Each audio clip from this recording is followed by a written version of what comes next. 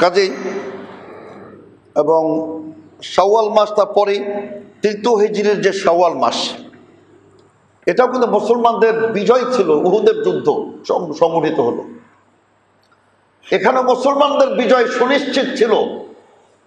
কিন্তু কতিপয় সাহাবায়ে কেরাম তার একটু ভুল করে বসলেন। আসল ভুলটা আল্লাহ রাসূল সাল্লাল্লাহু আলাইহি ওয়াসাল্লামের তার তারা অবাধ্যতা করেননি।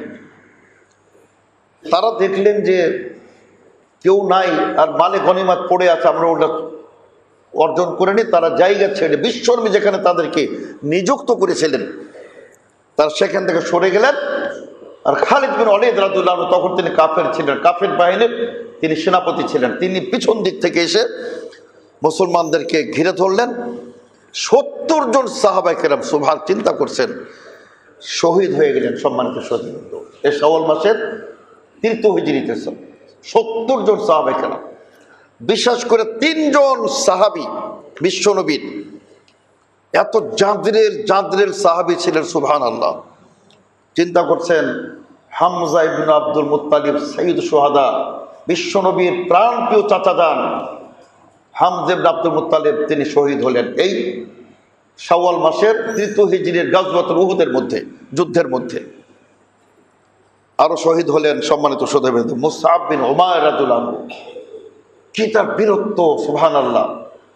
সে মুসআব বিন উমাইর রাদিয়াল্লাহু আনহু তিনি শাহাদাত বরণ করলেন, যিনি ইসলামের জন্য নিজে উজাড় করে দিয়েছিলেন। সম্মানিত সদস্য, যিনি মুসলিম হবার আগে তিনি আপনার অহংকার করে চলতেন, রেশমি কাপড় আর আরবের সবচেয়ে উৎকৃষ্ট সুঘ্রাণ ব্যবহার করে মক্কার অলিগলিতে চলতেন। আর অলিগলিতে আপনার সুঘ্রাণ ছড়িয়ে পড়তো যে মুসাব যাচ্ছেন, সেই মুসাব বিন উমাইর রাদিয়াল্লাহু আনহু নিজের জীবনকে, সম্পদকে সব তিনি আল্লাহর উদ্দেশ্যে এমনভাবে বিলিয়ে দিলেন যে তার কাফনের কাপড় জুটে নেয়। সম্মানিত সদস্য, মাথা ঢাকলে পা বেরিয়ে যায়, পা বেরিয়ে গেলে পা ঢাকলে মাথা বেরিয়ে যায়। বিশ্বনবী ইসখির নামক ঘাস দ্বারা তার পা ঢেকে দাও। তিনি শহীদ হলেন। হানজালা সোফা গাসিল মালিকা, ফেরেশতা মণ্ডলী যাকে গোসল করিয়েছিলেন, হানজালার জন্য তিনি শহীদ হয়ে গেলেন এই শাওয়াল মাসের উহুদের যুদ্ধে। সম্মানিত সদস্য, কাজে আপনার এখানে আরো কিছু ঘটনা ঘটে। এখানে আরেকটি ঘটনা সম্মানিত সদস্য, উহুদের, যেটা আমরা এভাবে ভাবি না। আল্লাহ তাআলা এক দুশ্চিন্তাকে তার চেয়ে বড় দুশ্চিন্তা দিয়ে ওটাকে আবার তিনি ঢেকে দেন। এটা আল্লাহ তাআলার বিধান। মুসলমানরা খুব ভারাক্রান্ত হয়ে গেলেন যে 70 জন শহীদ চোখের সামনে। এর মধ্যেই মক্কার কাফের অপপ্রচার ছড়িয়ে দিল, গুজব ছড়িয়ে দিল আল্লাহ রাসূল সাল্লাল্লাহু আলাইহি ওয়াসাল্লাম নিহত হয়েছেন। সাহাবায়ে কেরামের তো দুঃখের কোনো শেষ থাকলো না।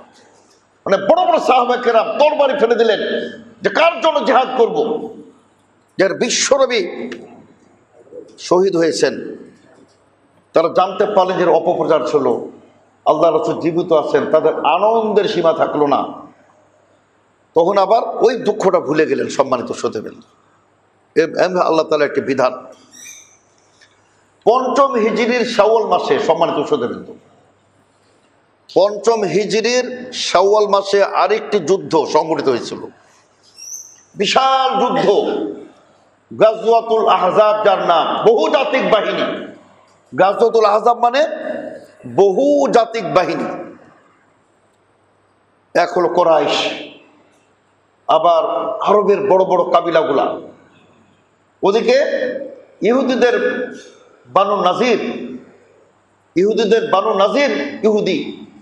এই 3 শক্তি সম্মিলিতভাবে 10,000 সৈন্যবাহিনী, লড়াকু সৈনিক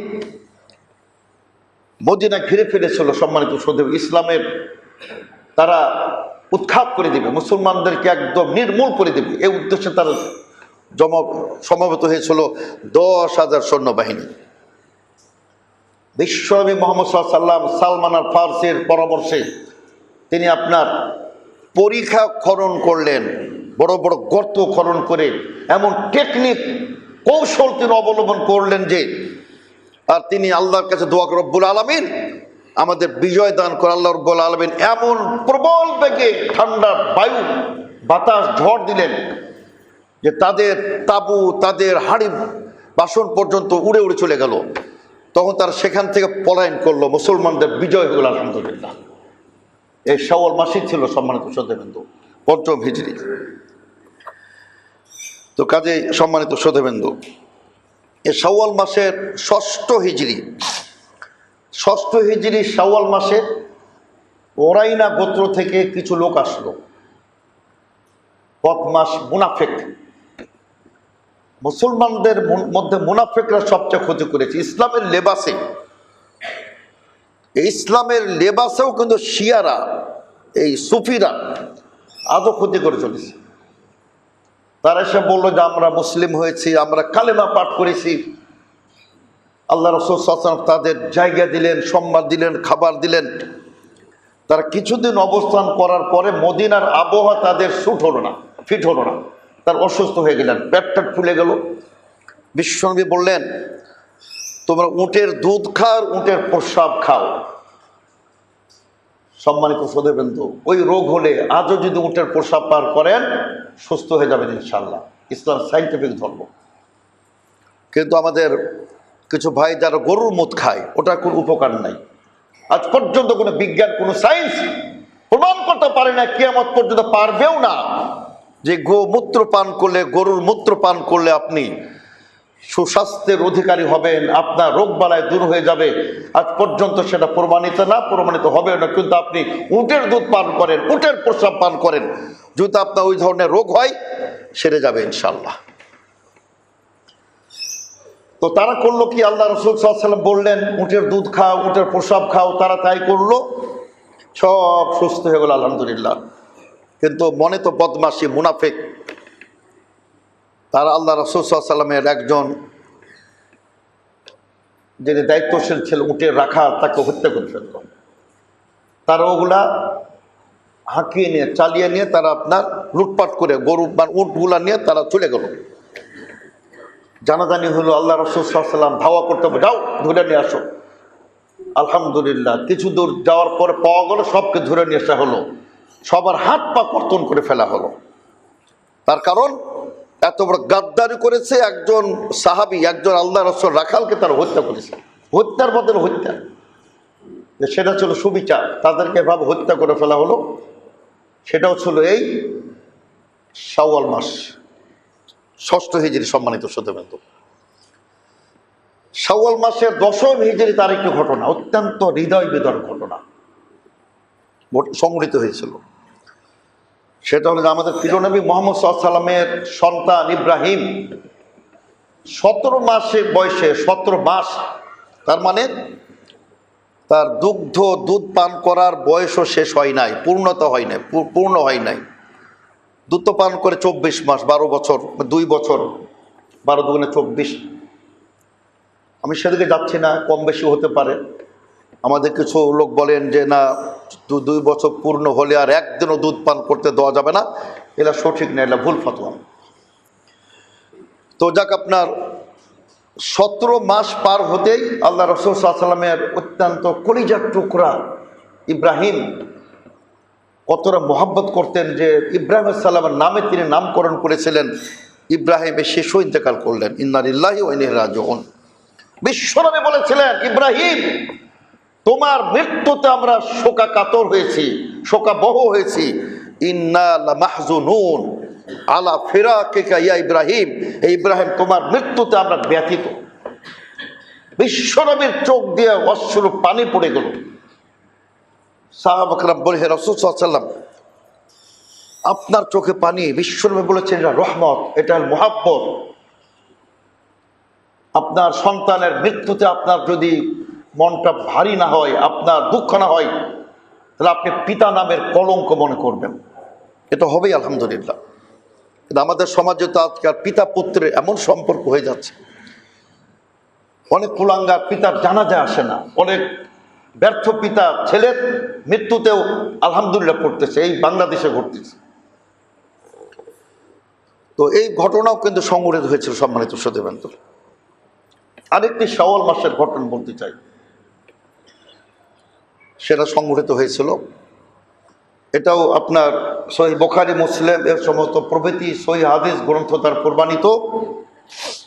আয়েশা রাদিয়াল্লাহু আনহার বিবাহ বন্ধনে আবদ্ধ হয়েছিলেন আল্লাহ রাসূল সাল্লাল্লাহু আলাইহি ওয়াসাল্লামের সাথে এই শাওয়াল মাসে, এবং আল্লাহ রাসূল সাল্লাল্লাহু আলাইহি ওয়াসাল্লামের সাথে তার বাসর হয়েছিল শাওয়াল মাসে।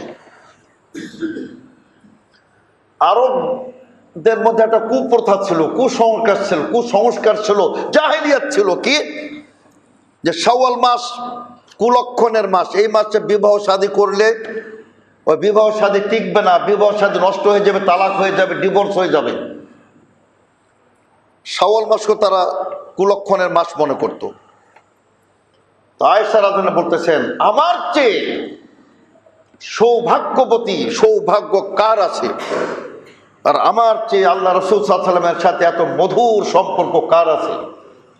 তার মানে প্রমাণ করে যে শাওয়াল মাসে বিয়ে এটা কোনো দোষের বিষয় নয়, বরং তিনি শাওয়াল মাসে বিবাহ শাদী করাকে পছন্দ করতেন। এবং ইমাম নববী রাহমাতুল্লাহ বলতেছেন যে শাওয়াল মাসে বিয়ে করানো বিয়ে দেওয়া সবগুলো মুস্তাহাব। এবং আমাদের প্রিয় নবী মুহাম্মদ সাল্লাল্লাহু আলাইহি ওয়াসাল্লাম তিনি তিনজন তার আজওয়াজ মুতাহারাতকে তিনি শাওয়াল মাসে বিয়ে করেছিলেন। আয়েশা রাদিয়াল্লাহু আনহা, সাউদা বিনতে জামআ রাদিয়াল্লাহু আনহা, উম্মে সালামা রাদিয়াল্লাহু আনহা, এই তিনজন স্ত্রীকে তিনি শাওয়াল মাসে বিয়ে করেছিলেন। এজন্যই আপনারা কেউ যদি মনে করেন যে আপনার ছেলেকে বা আপনি নিজে শাওয়াল মাসকে আপনার নির্ধারণ করে বিয়ে শাদীর জন্য, এটা চমৎকার, এটা খুব ভালো একটা সিদ্ধান্ত হবে। আমি এখানে একটা কথা বলতে চাই, সম্মানিত শ্রোতাবৃন্দ, বর্তমান প্রেক্ষাপট নিয়ে আমাদের কথা বলতে হবে। আমরা কিছু কথা বলি বর্তমানে প্রেক্ষাপটকে নিয়ে, অনেকে সমালোচনা করেন। ইসলাম তো সমকালীন সমস্যার সমাধান দিবে, শুধু আপনি ওই সেকেলে হাদিস কোরআন আর ওই কিছু পুরাতন কথা সেটা তো না। ইসলাম আধুনিক সমকালীন সমস্যার সমাধান আপনাকে করতে হবে। বর্তমান বিশ্বের সবচেয়ে যেটা আপনার ঘটনা, সবচেয়ে ট্র্যাজেডি বর্তমানে, যেটা সবচেয়ে বহুল আলোচিত ঘটনা বর্তমান বিশ্বে, সেটা হলো ইরান, ইসরায়েল, আমেরিকার বর্তমান সে যুদ্ধ। আমি আয়েশার ঘটনার সাথে ওটা কেন নিয়ে আসলাম? আয়েশা রাদিয়াল্লাহু আনহার সাথে এই ইরান ইসরায়েল যুদ্ধকে কেন নিয়ে আসলাম? সম্মানিত শ্রোতাবৃন্দ, এখানে একটা যোগসূত্র আছে। যোগসূত্রটা কি? আয়েশা রাদিয়াল্লাহু আনহা, আমরা কি বলি তাকে? তিনি আমাদের মা জননী উম্মুল মুমিনিন আয়েশা রাদিয়াল্লাহু আনহা, ঠিক কিনা? উম্মুল মুমিনিন আয়েশা রাদিয়াল্লাহু আনহা। আল্লাহ তাআলা কোরআনে বলেন, ওয়া আযওয়াজুহু উম্মাহাতুহুম, আল্লাহ তাআলা কোরআনে বলেছেন সূরাতুল আহজাবে, যে আল্লাহ রাসূল সাল্লাল্লাহু আলাইহি ওয়াসাল্লামের স্ত্রীগণ কিয়ামত পর্যন্ত মুমিনদের জন্য মা। সুবহানাল্লাহ, এটা কোরআনের বিধান। এই যে সূরাতুল আহজাব, আল্লাহ তাআলা কোরআনের বিধান তিনি দান করেছেন। খাদিজা রাদিয়াল্লাহু আনহা আমাদের মা, উম্মে সালামা আমাদের মা, হাফসা আমাদের মা, আয়েশা আমাদের মা। আমি একটা কথা বলতে চাই, সম্মানিত শ্রোতাবৃন্দ, শিয়ারা কেউ কখনো বলবে আয়েশা আমাদের মা? কেন বলে না? ওরা মুনাফিক, আর আপনি মুনাফিকের দোসর। আপনি এটা বুঝেন না যে আপনার মাকে তারা বলে ব্যভিচারিণী, জানিয়া বলে, ব্যভিচারিণী বলে, শিয়ারা বলে। আপনার কষ্ট লাগে না, কিন্তু আপনার স্ত্রীকে, আপনার মেয়েকে যদি বলতো, আপনার মাকে বলতো, আপনি গর্দান উড়াই দিতেন। কিন্তু আল্লাহ রাসূলের আজওয়াজ মুতাহারাতকে তারা যখন বলে ব্যভিচারিণী, আপনার কষ্ট হয় না, আপনি তাদের পক্ষ নিয়ে সৌদি আরবকে গালাগালি করেন। কত বড় নির্লজ্জ আহাম্মক আপনি, সম্মানিত শ্রোতাবৃন্দ। তা আমি সে কথাই বলতে চাই যে উম্মাহাতুল মুমিনিন, প্রত্যেক আল্লাহ রাসূল সাল্লাল্লাহু আলাইহি ওয়াসাল্লাম প্রত্যেক স্ত্রী আমাদের জন্য মা স্বরূপ, এবং কিয়ামত পর্যন্ত তাদের কোনো অন্য মুসলিমরা বিয়ে করতে পারবেন না। সম্মানিত শ্রোতাবৃন্দ, তাদেরকে বিয়ে করা হারাম। তার কারণ মাকে যেমন বিয়ে করা হারাম, আল্লাহ রাসূল সাল্লাল্লাহু আলাইহি ওয়াসাল্লামের স্ত্রীগণকেও বিয়ে করা হারাম। আল্লাহ রাসূলের মৃত্যুর পরে ওটা আপনার কোনো মুসলমানের জন্য বিয়ে করা বৈধ নয়। কেন? তার কারণ তারা তাদের মা। তো এই জন্য সম্মানিত সুধীবৃন্দু, আসলে আমাদের বিষয়গুলা কিছু জানাতে হবে। আমরা যদি আলেমরা চুপ থাকি, একটা হাদিস প্রচলিত, হাদিসটা সহিহ না, যে যারা আসাকুতানিল হাক্কি শাইতানুন আখরাস, যারা হক কথা বলতে বিরত থাকে তারা বোবা শয়তান। এটা কিন্তু আসলে হাদিস না, এটা প্রচলিত আমাদের সমাজে। তো এই জন্য বলতে চাই যে আমাদের শিয়াকে জানতে হবে। সম্মানিত সুধীবৃন্দু, শিয়া না জানলে আপনি আহলে সুন্নাহকে চিনতে পারবেন না। আমি দেখেছিলাম একজন মুসলিম রমণী, মাশাআল্লাহ, দু একটা তার আমি দেখেছি, খুব ভালো লাগে। মুসলমানের বিরুদ্ধে যে অভিযোগগুলো তিনি খণ্ডন করেন চমৎকারভাবে। তো এক হিন্দু ভাই বলতেছে যে শুকুর যদি ইসলামে হারাম হবে তাহলে তার শুকুর কেন সৃষ্টি করলেন, এটা তার অভিযোগ। মহিলা চমৎকার উত্তর দিচ্ছে, তাহলে আমরা হালাল হারামের পার্থক্যটা জানবো কোত্থেকে, হক বাতিলের পার্থক্য জানবো কোত্থেকে, মুসা আলাইহিস সালাম আর ফিরআউনের পার্থক্য জানবো কোত্থেকে? আমরা যদি শিয়াদের আকীদা না জানি তাহলে আমরা আহলে সুন্নাহ, আমরা যে কতটা শ্রেষ্ঠ জানবো কোত্থেকে? সম্মানিত সুধীবৃন্দু, এই জন্য আপনাদের শিয়াকে জানতে হবে, সুন্নিকে জানতে হবে, আহলে হাদিসকে জানতে হবে। আহলে হাদিসের বিরুদ্ধে যত অপপ্রচার, যত গুজব, সব মূর্খতার ফল। আহলে হাদিস সম্পর্কে তার জানে না বলে অবস্থা। সম্মানিত সুধীবৃন্দু, তো কাজেই আমি বলতে চাই যে আমাদের শিয়াদের আকীদা মানহাজ আমাদের জানতে হবে। আজকের সংক্ষিপ্ত সময় আমি কিছু ইসরায়েলের কিছু মুখোশ উন্মোচন করতে চাই এবং শিয়াদের কিছু মুখোশ উন্মোচন করতে চাই। ইসরায়েলদের আমাদের যেমন হাদিস, দ্বিতীয় গ্রন্থ ওদের তালমুদ, তাওরাতের পর ওদের তালমুদ বলে। এটা প্রায় ঈসা আলাইহিস সালামের তার যে উত্তোলন হয়েছিল, আল্লাহ তা উঠিয়ে নিয়েছিলেন। তারা বলে শুলে ঠিক না। ঈসা আলাইহিস সালামকে উত্তোলনের 500 বছর পরে লিখিত হয়েছে, সবই মিথ্যাচার। ওখানে তারা বলছে তালমুদে, এই যে ট্রাম্প সহ যত খ্রিস্টানরা ইসরায়েলের জন্য জীবন দিচ্ছে সব তো বেওকুফ আহম্মক, তারা তো জানেন ইতিহাস। তোমাদের খ্রিস্টান ধর্মের নবী ঈসা ইবনে মারিয়াম আমাদেরও নবী, আলহামদুলিল্লাহ। আমাদের আল্লাহ রাসূল সাল্লাল্লাহু আলাইহি ওয়াসাল্লাম তাকে অনেক সম্মান, কোরআন তাকে কত মর্যাদা দিয়েছেন, মর্যাদা দিয়েছে কোরআন। তো তারা বলছে তালমুদে যে ঈসা ইবনে মারিয়াম জারদ সন্তান, অবৈধ সন্তান। নাউজুবিল্লাহ, ইহুদিরা বলতেছে যে ঈসা আলাইহিস সালাম জারদ সন্তান আর মারিয়াম আলাইহিস সালাম তার মা, সে একটা বেশ্যা। এটা কারা বলতেছে? ইহুদিরা বলতেছে। ইহুদিরা এই তথাকথিত যে জৈনবাদ, সাহায় আরবিতে বলে সাহিউন, সাহিউন সাহায় না বহু বচন, এরা বলতেছে। আর ইউরোপিয়ান আমেরিকাদের হোশ হচ্ছে না। তারা বলে যে গাইর ইহুদি মেয়ে, যার ইহুদি না, নন ইহুদি মেয়ে 3 বছর বয়স উপনীত হলে ধর্ষণ করে দাও, নেকি পাবে।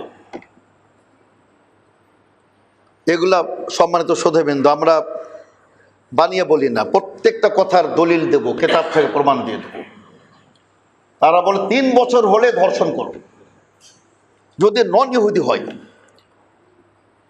এই হলো আপনার এই শিয়া, আপনার ইহুদি ইসরায়েলের চরিত্র।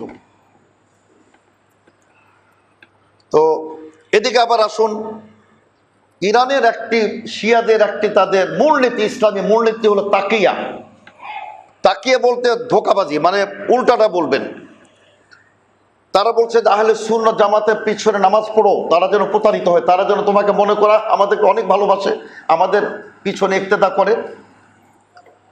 ওরা ওদের তাকিয়া একটা হাদিসও তৈরি করছে তারা, ইমাম বাকিরের পক্ষ থেকে বা জাফর সাদেকের পক্ষ থেকে, যে তাকিয়া হলো দিনের 10 ভাগের 9 ভাগ। যে তাকিয়া করবে না সে আমার উম্মত না, আমার দলভুক্ত না। তাকিয়া মানে হলো ভিতরে একটা বাহির আর একটা, ভিতরে আপনি আমার বন্ধু, কিন্তু সুযোগ পেলে আপনাকে কোপায় মেরে ফেল দেবে, এটা হলো তাকিয়া। ওদের একজন ইব্রাহিম বিন মুহাম্মদ আল জুয়াইনি, পাটপার কাজা মিথ্যুক প্রতারক, অসংখ্য জাল হাদিস, সেগুলো হচ্ছে শিয়া। সেজেছিল সুন্নি, সুন্নি সেজে মুসলিম সমাজে অসংখ্য জাল হাদিস ছড়িয়ে দিয়েছিল সুন্নিদের মধ্যে। কিন্তু একটাও টিকে না। কেন টিকবে? সম্মানিত সুধীবৃন্দ, ইমাম আহমদ বিন হাম্বলের মতো ইমাম, ইসহাক বিন রাহবের মতো ইমাম, আলী বিন মাদিনের মতো ইমাম, ইমাম বুখারীর মতো ইমাম, আল্লামা শাহ মোহাম্মদ নাসিরউদ্দিন আলবানীর মতো ইমাম, শাহ বিন বাজ, উসাইমিন, আল্লাহ আব্দুর রহমান মুবারকপুরি, সানার অমৃতসরী, নাজির আহমদ মুহাদ্দিস দেহলভীর ইমাম থাকতে ইসলামে একটি জাল হাদিস কোনো একটি শব্দ কেউ ঢুকাতে পারবে না। যেমন ভাবে ঢুকাতে পারবে না এই কোরআনে কারিমের মধ্যে একটি অক্ষর ঢুকাতে পারবে না কিয়ামত পর্যন্ত, একটি জের জাবার কেউ পরিবর্তন করতে পারবে না কিয়ামত পর্যন্ত। এজন্য শিয়াদের গোমর ফাঁক হয়ে গেছে। সম্মানিত শ্রোতাবৃন্দ, আপনি শিয়াদের প্রেমে মত্ত। কেন? শিয়ারা যখন বল আবু বকর কাফের, উমর কাফের, ওসমান কাফের, তখন তো আপনার কষ্ট লাগে না। উম্মতের শ্রেষ্ঠ সন্তান আবু বকর ফিল জান্নাহ, বিশ্বনবী বলেন আবু বকর ফিল জান্নাহ, উমর ফিল জান্নাহ, ওসমান ফিল জান্নাহ, আলী ফিল জান্নাহ। আর আপনি বলতেছেন যে আবু বকর কাফের, উমর কাফের, আয়েশা ব্যভিচারিণী।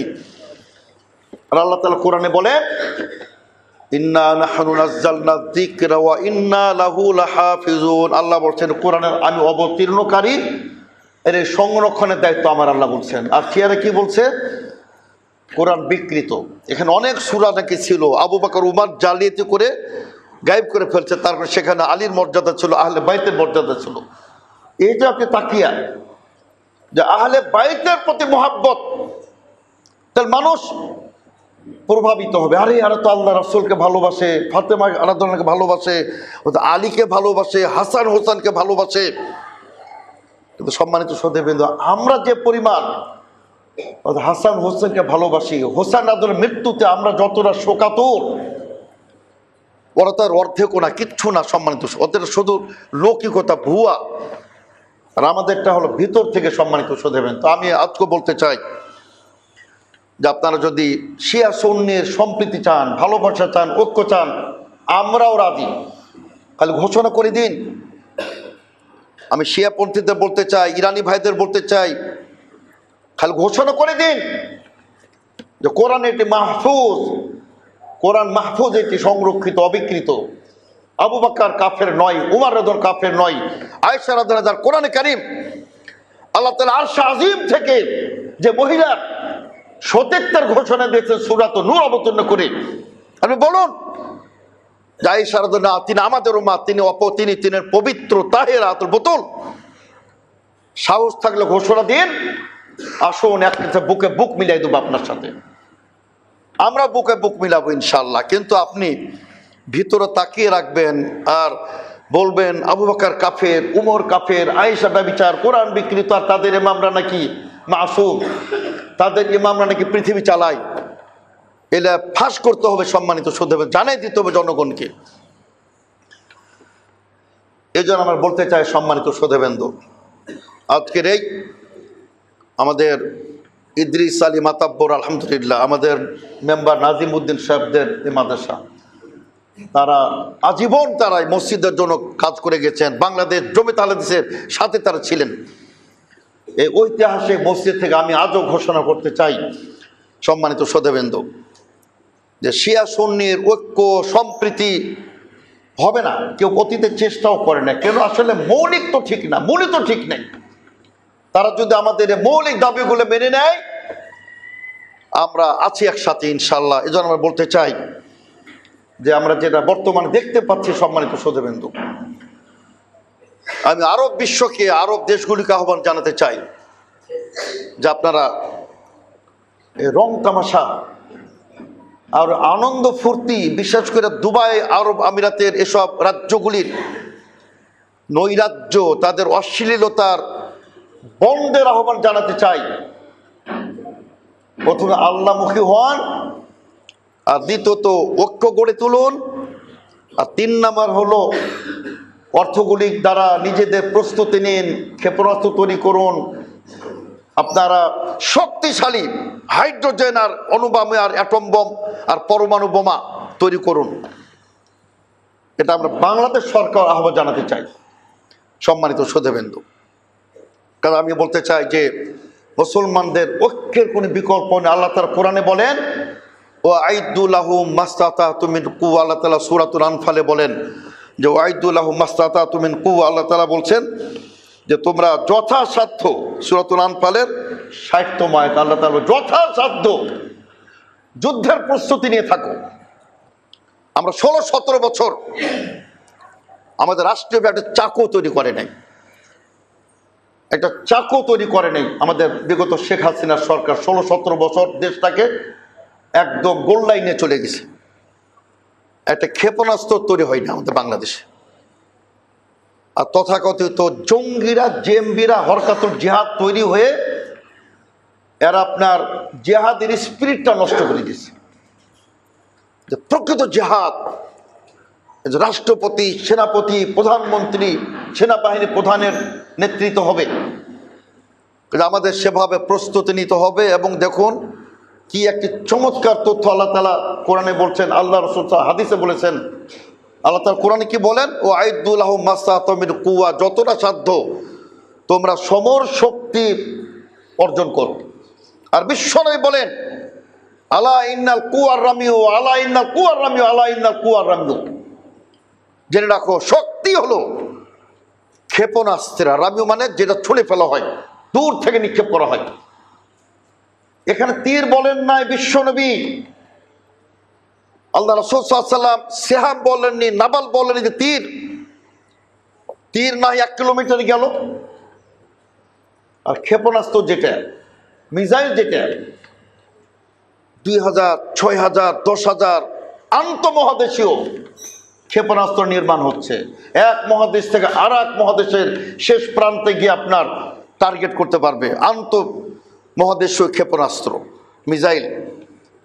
তো বিশ্বনবী কি বলেন, আলা ইন্নাল কুওয়ার রামিউ, শক্তি হলো ক্ষেপণাস্ত্রের মধ্যে। আর রামিউ বলেছেন আল্লাহ রাসূল সাল্লাল্লাহু আলাইহি ওয়াসাল্লাম। যে মুসলমানদের এগুলো তৈরি করতে হবে। সম্মানিত সুধীবৃন্দ,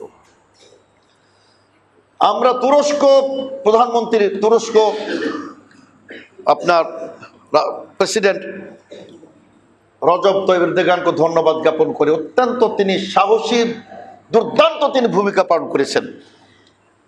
তিনি প্রচলিত আপনার ধারায় গা ভাসাই দেন নাই, ইরানের পক্ষ অবলম্বন করেন নাই। আমরা যদি কিছু নিরপেক্ষ কথা বলি, বাংলাদেশের কিছু বেওকুফ আমাদের কাছে ইসরায়েলের দালাল বলে।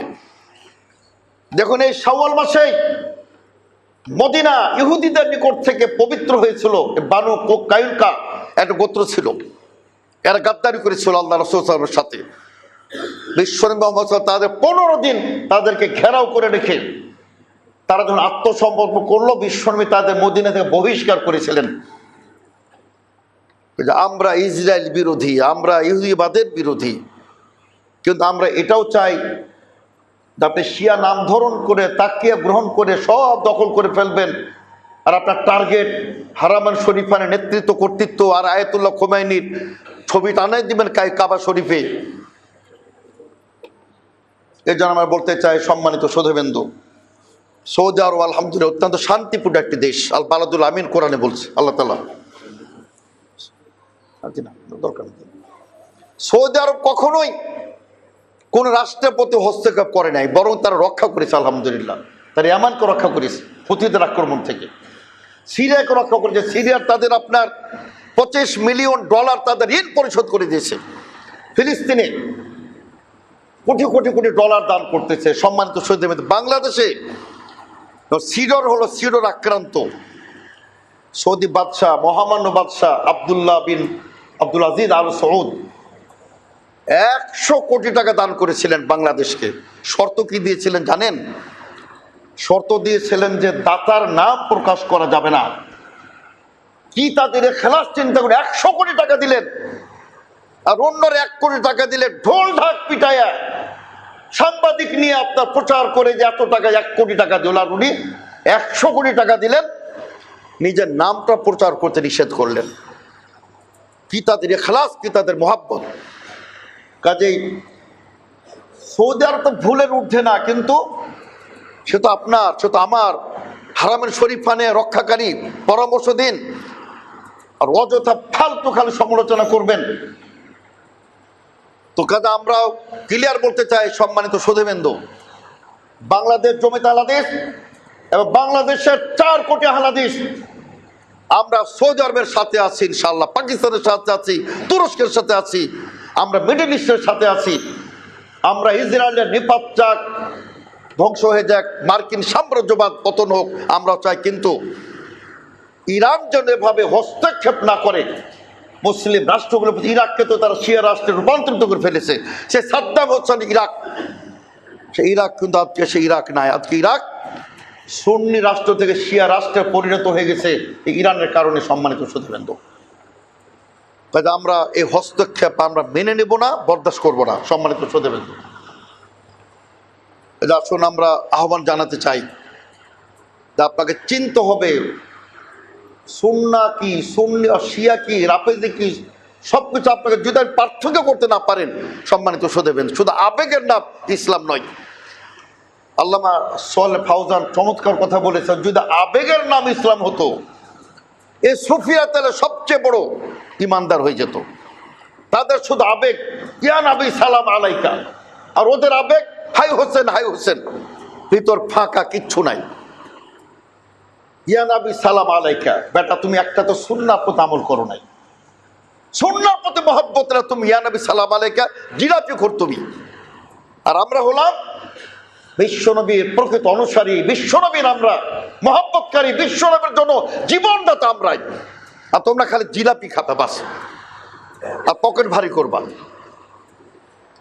তো সম্মানিত সুধীবৃন্দ, আসুন আমরা প্রকৃত অর্থে ইসলামের মর্ম যেটা, ইসলামের যেটা ভাবার্থ যেটা, সেটা আমরা বোঝার চেষ্টা করি, আমরা দিন বোঝার চেষ্টা করি, সম্মানিত সুধীবৃন্দ।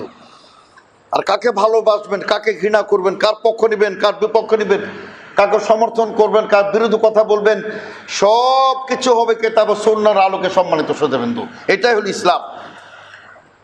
যে ব্যক্তি কোরআনের সাথে আছে, সুন্নাহর সাথে আছে, আমি তার সাথে আছি, আপনি তার সাথে আছেন। আর যে কোরআন বিরোধী, ইসলাম বিরোধী, আমরা তারও বিরোধী। আল্লাহ তাআলা আমাদের সকলকে এই চেতনাবোধ দান করুন, এই সঠিক বুঝটা দান করুন, সম্মানিত সুধীবৃন্দ। আল্লাহ তাআলা আমাদের সকলকে তৌফিক দান করুন। ও আখিরু দাওয়ানা আলহামদুলিল্লাহি রাব্বিল আলামিন। বারাক লানা ওয়া লাকুম, বারাক লানা ওয়া লাকুম ফিল কুরআনিল আযীম ওয়া নাফা'ানা ওয়া ইয়্যাকুম বিল আয়াতি ওয়া যিকরিল হাকীম। ইন্নাহু তাআলা জাওয়াদুন কারীমুম মালিকুম বারুর রাউফুর রহিম।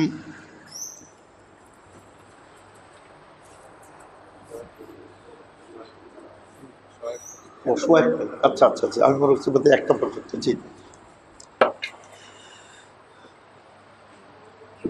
আলহামদুলিল্লাহ আলহামদুলিল্লাহ নাহমাদুহু ওয়া নাস্তাঈনুহু ওয়া নাস্তাগফিরুহু ওয়া নু'মিনু বিহি ওয়া নাতাওয়াক্কালু আলাইহি ওয়া নাউযু বিল্লাহি মিন শুরুরি আনফুসিনা ওয়া মিন সাইয়্যাতি আ'মালিনা। মান ইয়াহদিহিল্লাহু ফালা মুদিল্লা লাহু ওয়া মান ইউদ্লিল ফালা হাদিয়া লাহু। আশহাদু আল্লা ইলাহা ইল্লাল্লাহ ওয়াহদাহু লা শারীকা লাহু ওয়া আশহাদু আন্না মুহাম্মাদান আবদুহু ওয়া রাসূলুহু।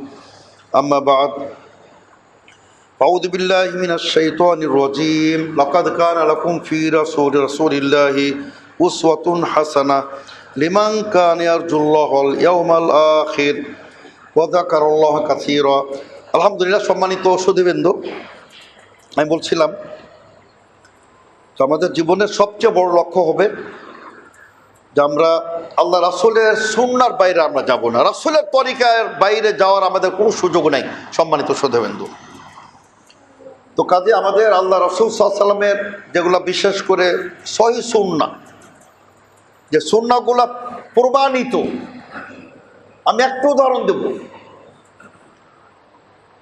রফুল এদেন, এই রফুল এদেন নিয়ে আমরা কিন্তু সমাজে অনেকটা ঘৃণিত, আমাদেরকে বহু অপাদানি, আবার অনেকে দেখায় বিভিন্নভাবে। আমরা তো হাত উঠাই পর্যন্ত, অথবা এ পর্যন্ত কানের লতি বরাবর অথবা কাঁধ বরাবর, দুটি প্রমাণিত হাদিসে। এটা নিয়ে আমাদের কত টোল করা হয়, অথচ রফুল এদান মুতাওয়াতির হাদিস দ্বারা প্রমাণিত। মুতাওয়াতির মানে ওয়াজিবুল আমাল। তারপর কিন্তু আমরা বলি যে এটা কিন্তু সলাতের শর্ত না, রুকুনও না, যেটা না করলে নামাজ হবে না। আপনি দুটো জিনিস শিখবেন, কোনো শর্ত যদি ছেড়ে দেন আর কোনো রুকুন ছুটে গেলে নামাজ ওটা বাতিল। শর্ত যেমন সলাতের সময় হতে হবে, এটা কিন্তু শর্ত। আপনি জোহর পড়ে বেলা 10টায় জোহর পড়ে হবে, হবে না। কেন?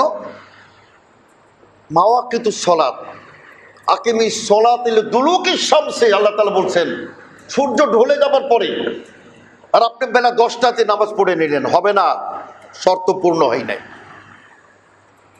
শর্ত আরেকটি অজু, অজুবিহীন আপনি যদি 1000 রাকাত নামাজ পড়েন, বাতিল বাতিল বাতিল, একটি নামাজ হবে না, আপনাকে জাহান্নামে যেতে হবে, আপনি শর্ত লঙ্ঘন করেছেন। রুকুন ওটা ভিতরের অংশ, কিয়াম, সলাতুল ফাতিহা এটা আমরা বলি, এটা রুকুন। আপনি বলবেন যে ইখতিলাফি মাসলা, ফাতিহা পড়লে হবে না পড়লে হবে, নো,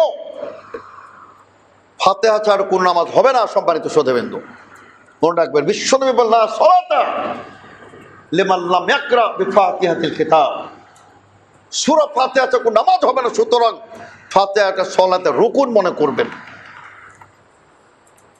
এই জন্য আমাদের আল্লাহ রাসূল সাল্লাল্লাহু আলাইহি ওয়াসাল্লামের সুন্নাহ আপনি কেন ছাড়বেন? আপনি বলছেন যে ভাই রফুলাতে না করলেও নামাজ হবে, ঠিক আছে মানলাম, ছাড়বেন কেন? কার কথায়? ইমামের কথায়? আপনার ফিকার কিতাবে নাই তাই? আপনার ফিকার কিতাবকে অনুসরণ করো আল্লাহ তাআলা ফরজ করেন নাই। আল্লাহ তাআলা ফরজ করেছেন ইত্তাবিউ মা উনজিলা ইলাইকুম মির রাব্বিকুম, তোমার রবের পক্ষ থেকে নাজিলকৃত এই কোরআন, এটার অনুসরণ আল্লাহ ফরজ করেছেন।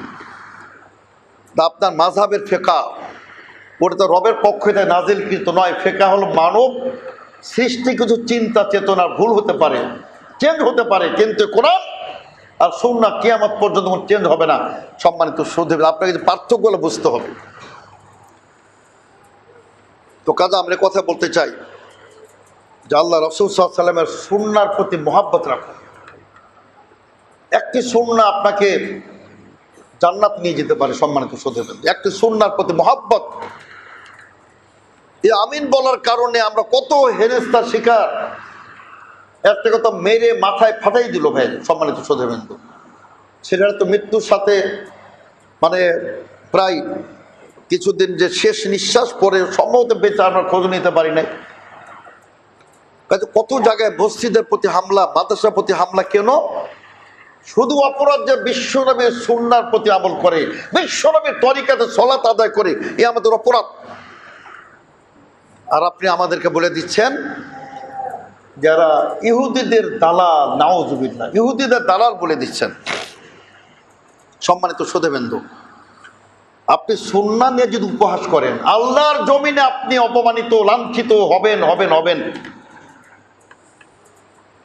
একজন এমপি হয়েছেন, বলেছিলেন যে আহলে হাদিসরা প্রতি ইমামে আমিনে 300 করে টাকা পায়।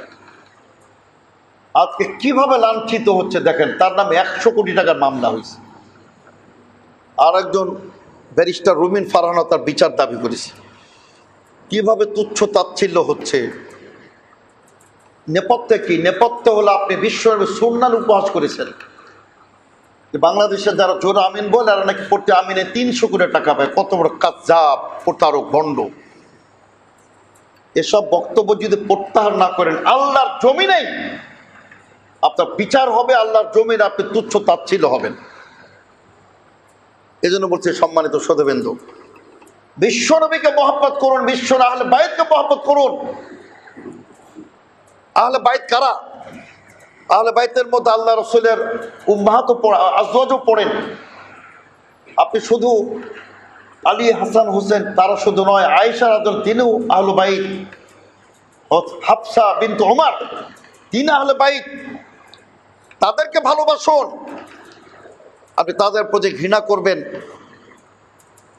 আর আমাদের ভাইয়েরাও এতই তারা আবেগী। দেখুন, আমি একটি কথা এর আগেও বলেছি, সম্মানিত শ্রোতাবৃন্দ, লড়াইটা যদি শুধুমাত্র ইসরায়েল ইরান কেন্দ্রিক হতো, অবশ্যই আমরা ইসরায়েলের বিরুদ্ধে, এখন বিরুদ্ধে আমরা ইসরায়েলের সবসময় বিরুদ্ধে। তার কারণ কোনো মুসলিম ইসরায়েলের পক্ষ নিতে পারে না, কেউ নেয় না। কিন্তু আপনি ইরানের বিরুদ্ধে কথা বললে তারা ট্যাগ লাগায় দেয় যারা ইহুদিদের পক্ষে কথা বলতেছে, ইসরায়েলের পক্ষে কথা বলছে। নাউজুবিল্লাহ, কত বড় আহাম্মক নির্বোধ! ইরানের বিপক্ষে কথা বললে কেন সেটা ইসরায়েলের পক্ষে নেওয়া হবে? এই জন্য বলছিলাম সম্মানিত শ্রোতাবৃন্দ যে আমাদের আল ওয়ালা ওয়াল বারা ইসলামের একটি মৌলিক একটা কিন্তু নীতিমালা, আল ওয়ালা ওয়াল বারা। তার মানে আপনি কাকে মহব্বত করবেন, কাকে ভালোবাসবেন। ওই যে দেখুন আপনার সহিহ বুখারী মুসলিমের হাদিস, আল্লাহ রাসূল সাল্লাল্লাহু আলাইহি ওয়াসাল্লাম বলেন, সাবআতুন ইযিল্লুহুমুল্লাহ ফি যিল্লিহি ইয়াওমা লা যিল্লা ইল্লা যিল্লুহু। সহিহ বুখারী মুসলিমের হাদিস। আল্লাহ তাআলা 7 শ্রেণীর লোককে কিয়ামতের দিন তার আরশের ছায়াতলে অথবা তার নিজের ছায়াতলে স্থান দান করবেন। তার মধ্যে এক ব্যক্তি যারা আপনার রাজুলান তাহাব্বা ফিল্লাহ, দুজন ব্যক্তি একে অপরকে ভালোবাসে আল্লাহর জন্য। সুবহানাল্লাহ। জীবনও আপনার তার সাথে সাক্ষাৎ ঘটে নাই, আপনি ভালোবাসেন কেন? আল্লাহর জন্য। সাপোজ আপনি শায়েখ আল্লামা ডক্টর আব্দুর রহমান সুদাইসকে ভালোবাসেন কেন? তিনি কাবার ইমাম, আপনার সাথে কখনো সাক্ষাৎ হয় না, কিন্তু কেন ভালোবাসেন? মাশাআল্লাহ, এত সুন্দর মনোমুগ্ধ তেলাওয়াত, এত সুন্দর তার কোরআন তেলাওয়াত, কাবার ইমাম, আমি তো ভালোবাসবই। এই ভালোবাসা বিশ্বনবী বলেন যাকে ভালোবাসবে আল্লাহর উদ্দেশ্যে, আপনার কিয়ামতের দিন ওই ব্যক্তির সাথে সাক্ষাৎ একসাথে জান্নাত দিয়ে দেবেন। সুবহানাল্লাহ। আপনি যদি বলেন আমি উমারকে ঘৃণা করি, কুকুরের নাম রাখলেন উমার, বাস্তব ঘটনা, এটা কাল্পনিক ঘটনা না। ইরানে অসংখ্য কুকুরের নাম পাবেন, আবু বকর, এটা উমার। উমার হত্যাকারী, আবলুল আল মাজুসি, অগ্নি পূজক, দীর্ঘদিন তার মাজার ছিল এই ইরানে, মাজার দিয়ে হতো, ফুল দেওয়া হতো। ওটা বাদ দেন যে ওটা শিরক বা বেদাত, ওটা ভিন্ন কথা, কিন্তু তাদের মানসিকতা, সে মহান বীর, কেন? ও উমরের ঘাতক, আর আপনি তাদের জন্য নিজেকে ফানা করে দিচ্ছেন। আমাদের বুঝতে হবে, আপনার মানহাজটা বুঝতে হবে সম্মানিত শ্রোতাবৃন্দ। তো কাজে আমি আপনাদেরকে আহ্বান জানাতে চাই যে আমরা যা কিছু করব, যাকে ভালোবাসবো, যাকে ঘৃণা করব, সব হবে আল্লাহর জন্য। মান আহাব্বা লিল্লাহ আবগাদা লিল্লাহ। বিশ্বনবী বলেন কোন ব্যক্তি যদি আল্লাহর জন্য কাউকে ভালোবাসে, আল্লাহর জন্য কাউকে ঘৃণা করে, এই ব্যক্তির ঈমান পূর্ণ হয়ে যাবে। সুবহানাল্লাহ, পরিপূর্ণ মুসলিম সে। কিন্তু আপনি সাপোজ একজন আহলে হাদিসের সালাফি একজন ভালো আলেমকে ঘৃণা করেন কেন? দেশে মিলাদ বন্ধ করে দিছে, মাজার কেন্দ্রিক যত পূজা ইবাদত বন্ধ করে দিছে। এই মিলাদ টিলাদ পড়লে একটা মাসিক ইনকাম হতো, বন্ধ করে দিছে। এসব কারণে আপনি আহলে হাদিস আলেমদেরকে তুচ্ছ তাচ্ছিল্য করেন, ঘৃণা করেন, ইহুদিবাদের সাথে অপবাদ দেন। রেহাই পাবেন না সম্মানিত শ্রোতা, রেহাই পাবেন না। একদিন পাকড়া হবে, দুনিয়াতেই আপনি লাঞ্ছিত হবেন সম্মানিত শ্রোতাবৃন্দ। আসুন আমরা এই কথা বলতে চাই যে আপনি উদখুলু ফিস সিলমি কাফা, পরিপূর্ণভাবে আল্লাহ বলছে ইসলামে প্রবেশ করো, পরিপূর্ণভাবে। সুতরাং আপনি আল্লাহ রাসূলের সুন্নাহকে ঘৃণা করতে পারেন না, কোনো আল্লাহ রাসূলের সুন্নাহর অনুসারীকে ঘৃণা করতে পারেন না। এটা প্রকারান্তরে আল্লাহ রাসূলকে ঘৃণা করা হবে, আল্লাহর সুন্নাহকে ঘৃণা করা হবে। আল্লাহ তাআলা আমাদের সকলকে সম্মানিত শ্রোতাবৃন্দ ফাহমে সালিম, সাহাবা কেরামের ফাহাম যেটা, সেটা আমাদের দান করুন। এটা কিন্তু একটা মৌলিক বিষয়। আপনি কোরআন হাদিস বুঝবেন, সাহাবা কেরামের বুঝের আলোকে বুঝতে হবে। শিয়ারা বলে ইন্না আতাইনা কাল কাউসার, হে রাসূল সাল্লাল্লাহু আলাইহি ওয়াসাল্লাম আপনাকে আমি আল কাউসার দান করেছি। শিয়ারা আল কাউসার মানে ফাতেমা হাসান হোসেন, কে তাফসীর করলে হবে? শিয়ারা বলে ইন্না ইয়ামুরুকুম আন তাযবাহু বাকারা, আল্লাহ আদেশ করেছেন একটা গাভী জবাই করো। বাকারা মানে আয়েশা। শিয়ারা বলতে বাকারা মানে কি আয়েশা। এতই মহব্বত করেন শিয়াকে, এগুলা পছন্দ করেন। আল্লাহ তাআলা বাকারা মানে আয়েশাকে বুঝিয়েছেন। আয়েশা রাদিয়াল্লাহু, তিনি আমাদের সম্মান, তিনি আমাদের মা। আমরা আমাদের মায়ের মানহানি মেনে নেব, কিন্তু বিশ্বনবীর আজওয়াজে মুতাহারাতের মানহানি আমরা মেনে নিতে পারি না। সম্মানিত শ্রোতাবৃন্দ, এই পার্থক্যগুলো বুঝতে হবে। আল্লাহ তাআলা আমাদের সকলকে সঠিক বুঝ, সঠিক ইসলামের ব্যাখ্যা আমাদের বুঝার এবং আমল করার তৌফিক দান করুন। আল্লাহুম্মা আমিন। বারাকাল্লাহু লানা ওয়া লাকুম ফিল কুরআনিল আযীম ওয়া নাফা'না ওয়া ইয়্যাকুম বিল আয়াতিল মুতাহহারাতিল যিকরিল হাকীম। ইন্নাহু তাআলা জাওয়াদুন কারীম মালিকুম বারুর রাউফুর রহিম।